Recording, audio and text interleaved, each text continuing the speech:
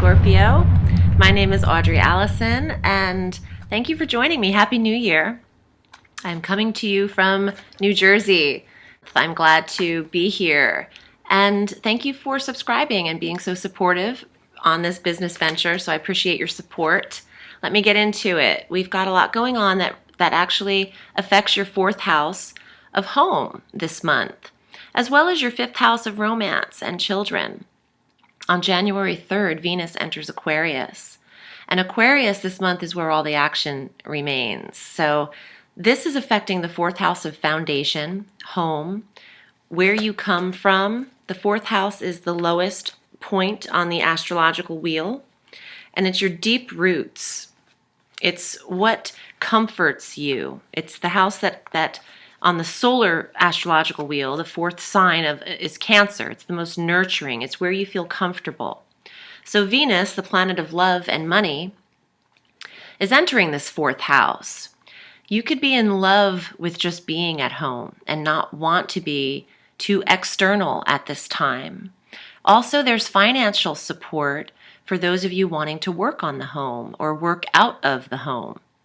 Whatever prepositional phrase applies, or adverb, you could work above the home, under the home. But this is really giving support in a very calming, sensual way. Venus is sensuality and comfort herself, and such a nurturing, beautiful planet. To be in the home sector, it's probably the place where you feel most comfortable and where you want to remain for most of January. Venus will do a double transit. She transits again on the 27th at the end of the month, and that will affect your romance, but we'll get to that in a little bit.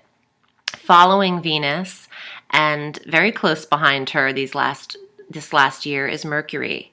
Mercury also enters Aquarius in your fourth house of home.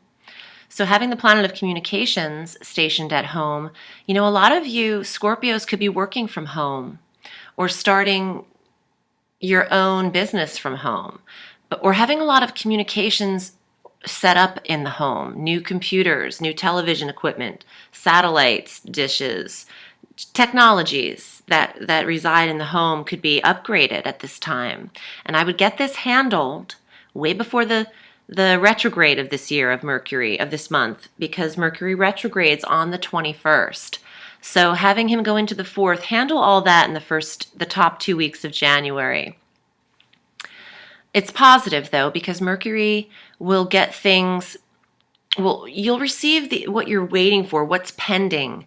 Communications that you're on hold are coming into the home. Students who are applying to schools or colleges could get notice of, where they're attending, receiving. What are those called when you get into acceptance letters? That's what I'm thinking. That's the kind of vibe that could happen with Mercury coming into the fourth. You're getting information, news into the home. On the fourth as well, we have our full moon at 14 degrees Cancer. This is your ninth house of foreign travel and far locations. For those of you Scorpios who went away for the holidays, you're coming back right about then, the 4th, because the full moon brings something to an end, an ending in the ninth house, an ending of your foreign trip, of your holiday vacation. Or, the ninth house is schooling and study, higher education, master degrees, certifications, doctorates, PhDs, etc. It's also metaphysical teachings and a quest for higher knowledge and broadening the horizons of the mind, broadening your belief system, broadening your religious beliefs, your spirituality. A full moon can illuminate something in that ninth house and bring something that you were studying to an end, bring a closure to your yearning of foreign travel. And I think a lot of you Scorpios might be coming home at that time if you were away. Check out where you hold Cancer at 14 degrees in your natal chart, because that is what the full moon is putting a close on for you.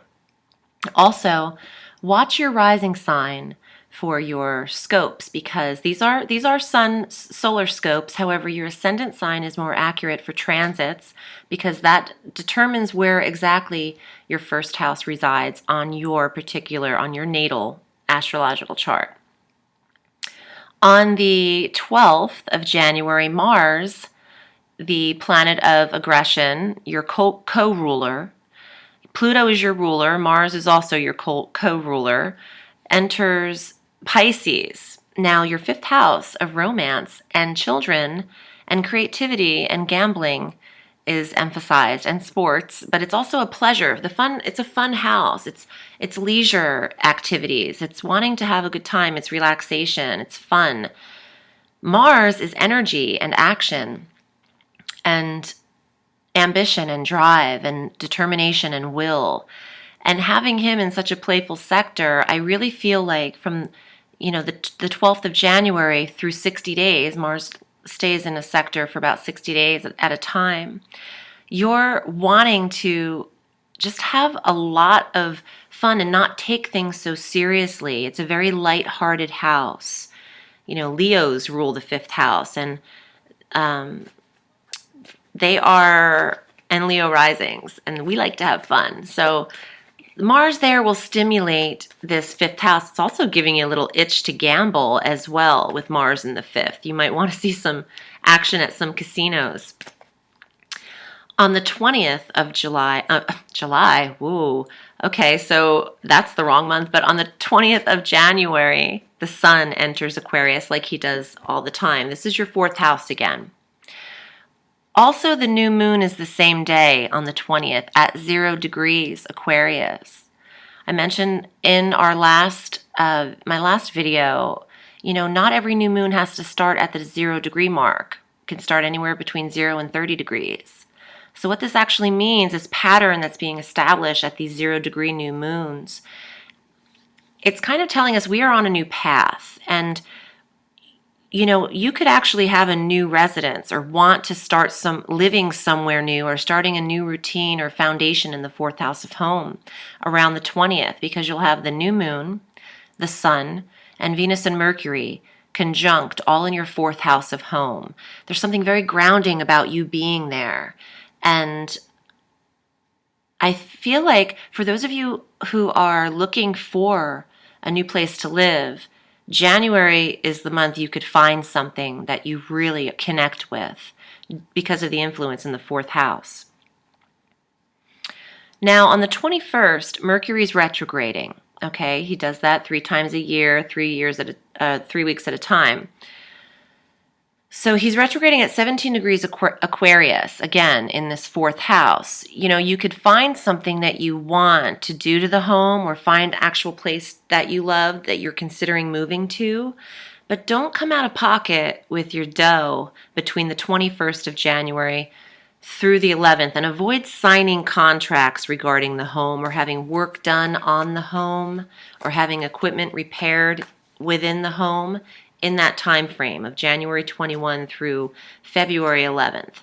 You'll have to redo it. If you put a time stamp on and a signature on a document that's legal in a Mercury retrograde, it has to be redone, or something will need to be refixed and revised and reviewed again.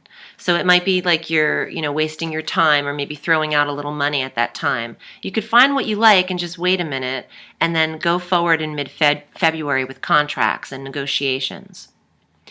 On the 27th of January, Venus makes her double transit now into Pisces, into the fifth house of romance. So for those Scorpios looking for love or looking for connection, the fifth house isn't as serious as the seventh house of commitment and marriage. However, you can't get to the seventh house really in life without going through the fifth house. I've made that mistake several times. What's that commercial? That online dating, even though online dating can be a little bit crazy, whatever, but you can't get to love before like, or there's before love comes like, or whatever. That's kind of true. I didn't really get that. I understand jumping in head first and falling head over heels immediately, because when you feel it, you feel it. What are you going to do? but you do have to take things slowly. And Venus entering the 5th house, this is what that is. You're generating this feeling like, oh, I'm really connecting. I really like this person. The dating's lighthearted. 5th house is romance. It's not putting a ring on their finger. It's being romanced. It's connecting.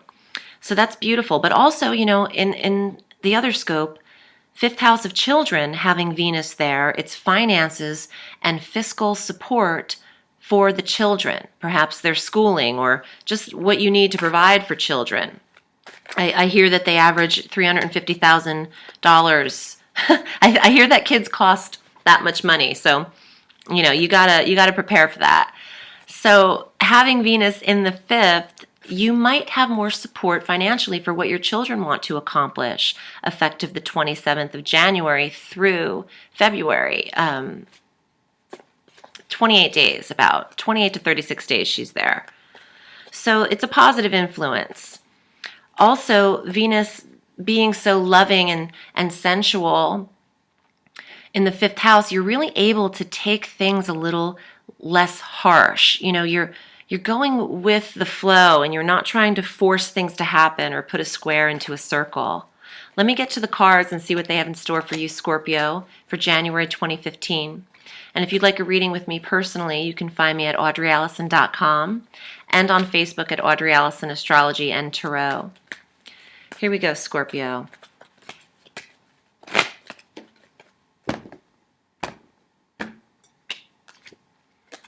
The Ace of Wands.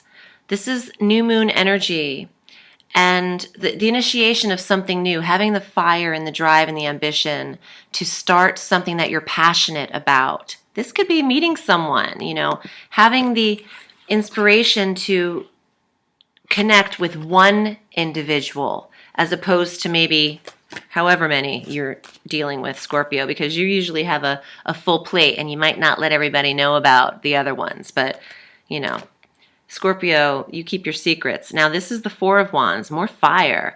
This is the card of marriage. This is the bride and the groom. So there's romance here for you, Scorpio. This is a very deep connection, okay? It could start out that you make the decision that you're thinking about one person or you're connecting with one person, and you might want to take it to the next level. Now you have another ace card, the Ace of Wands. Now you have the Ace of Swords. You're mentally prepared. The Ace of Swords is clear thinking. It is initiating, preparing yourself mentally. An idea, coming up with a good idea, positive thinking, wisdom. Ooh, Scorpio, you're on fire because the Lover's card is sex and attraction, passion. Scorpios are probably getting in relationships in January or have one in particular on their mind, a lover on their mind. Because look at this. I mean, this is a lot of sexy energy.